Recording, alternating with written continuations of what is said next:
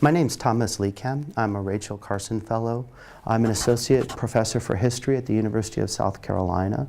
I'm also an affiliate faculty member in the School of the Environment at the University of South Carolina. My research topic is a book manuscript. The tentative title is Saving the Serengeti: Tourism, the Cold War, and the Paradox of German Nature Conservation in Post-Colonial Africa. Bernhard Jimmick was the former director of the Frankfurt Zoological Gardens, but also the Frankfurt Zoological Society.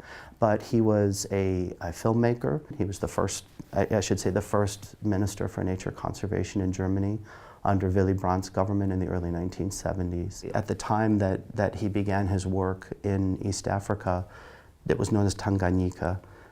And later, when it united with the island of Zanzibar, it became Tanzania. Julius Nyerere was the leader of a nationalist organization that was working to gain independence for Tanganyika in the early 1960s.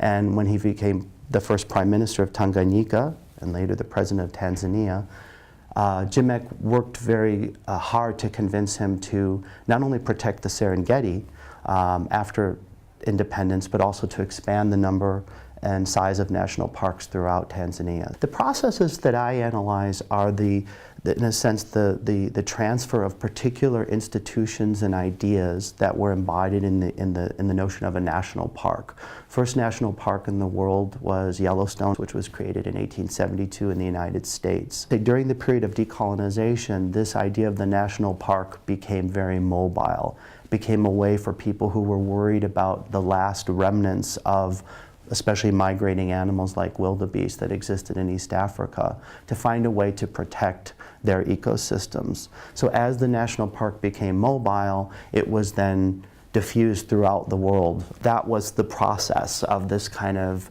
diffusion of the national park idea and its transplantation into other contexts, in some ways in which it was not intended to be in.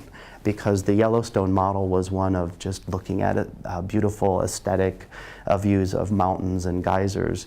In Africa, what you were dealing with was an area that had a very rich history of human use, and the national parks were built upon the model of a game reserve. So these game reserves had excluded local people's hunting. They had been developed mostly for European hunters, and so they carried with them connotations that were not so positive. These conflicts between people and wildlife, the conflicts over how tourists, the development of mass tourism impacts national parks and other nature reserves, the conflicts over whether national parks are preserving nature or whether they, in a sense, accelerate the modernization processes that so many people feared in the 1950s. All of those things are still very much in play in Tanzania today. So the idea of the national park as this kind of artificially created area that would contain wild animals and other species has been called into question in the 80s and 90s, and people want to develop models that are more participatory, that is, where local people have a say in how the land should be used and how the goals of wildlife conservation and human needs can be reconciled. And in some ways, this legacy that we're talking about, this legacy of Bernhard Jimmick, has in some ways helped, but in other ways impeded that discussion and that move toward more participatory conservation.